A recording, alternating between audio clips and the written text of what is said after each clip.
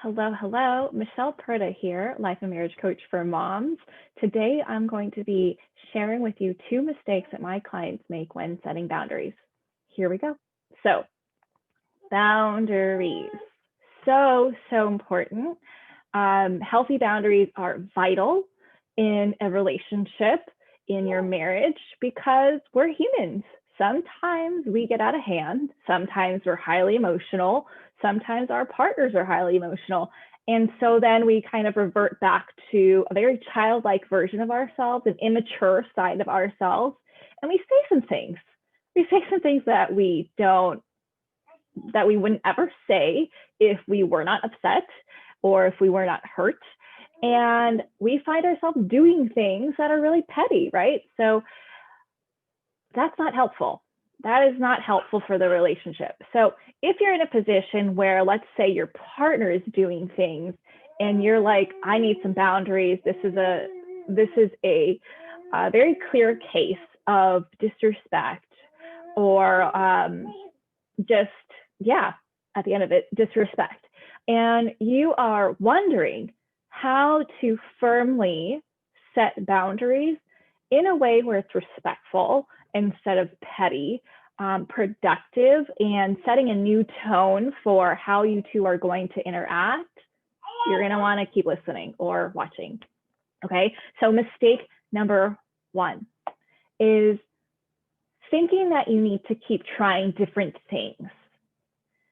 While in a relationship, trial and error is super important, don't be so quick to abandon strategies. So if you are learning about a new strategy, keep at it for a couple of weeks or however often you fight. Make sure that you are able to utilize this strategy multiple times before you throw in the towel and say, let's try something else. Okay, so this is the example that I gave to my client. You don't want your husband thinking you're spastic.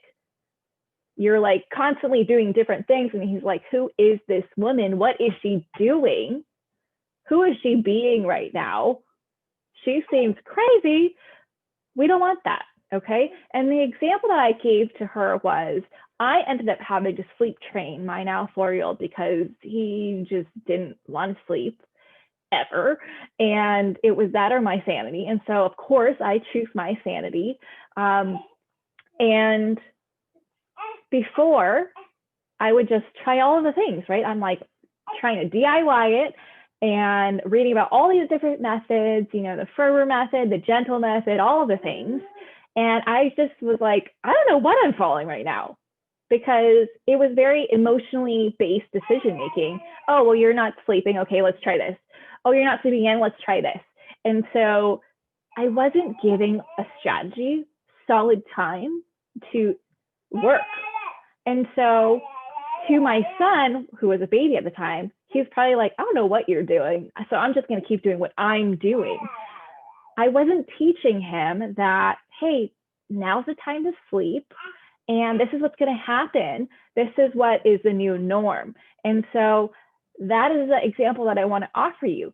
As soon as I hired a sleep coach, which was best investment ever, right? Prior to all the coaching that I received and all the trainings, whatever. But in regards to momming, that was the best investment that I had made for myself.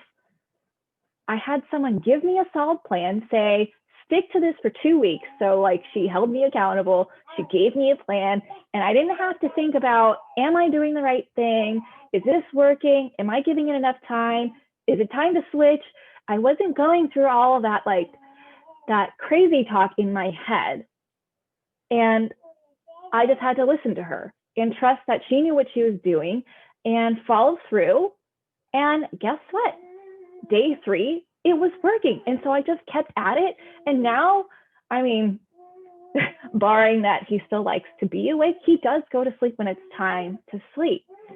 Okay, so that's my example for you is don't be so quick to jump ship as soon as something doesn't seem like it's working. Plans need time, they need consistency, and also on the receiving end, your husband's going through a journey of what this change is like. When you first introduce it, he's going to be like, who are you? and questioning it, right?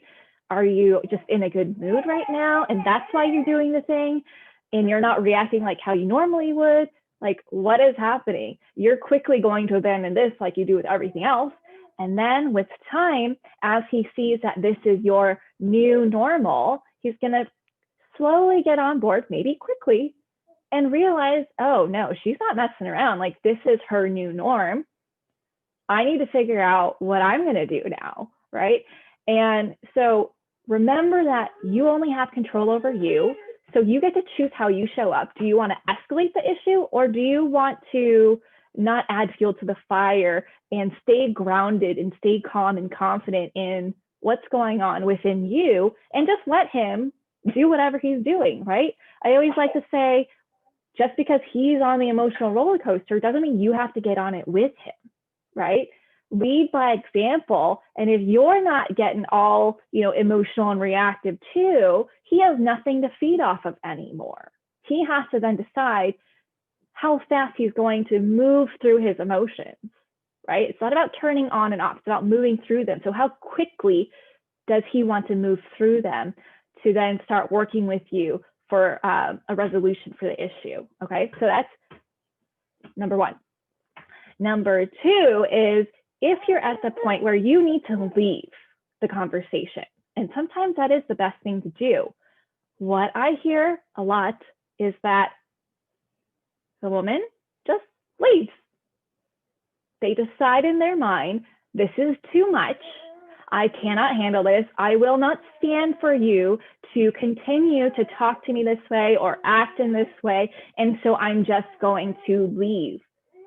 But the thing is that the dialogue is happening all up in here, and all he sees is you leaving. So what is that communicating, right? Because everything that we do and say is communicating something.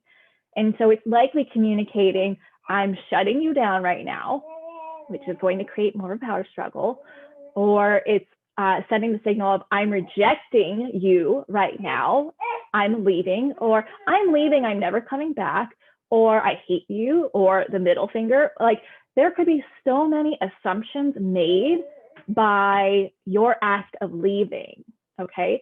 So instead of only leaving, speak out your thought process, right? Like, I don't appreciate the way you're talking to me right now, or please stop name calling. If you cannot stop name calling, I'm going to have to remove myself from the conversation until things are calmer and we can come together and have a more productive, calm conversation. And if he cannot honor that request, then you can say, okay, it looks like things aren't calming down. I'm going to have to remove myself right now. I would love to pick this back up at a later time. Please let me know when you feel ready to do so and you are able to carry a conversation without name calling. I love you. I want to work this out. I'm going to leave now. This way, you can walk him through what your thought process is, why you're leaving, the conditions that you need to be met in order for you to continue the conversation, that you love him and that you want to work this out.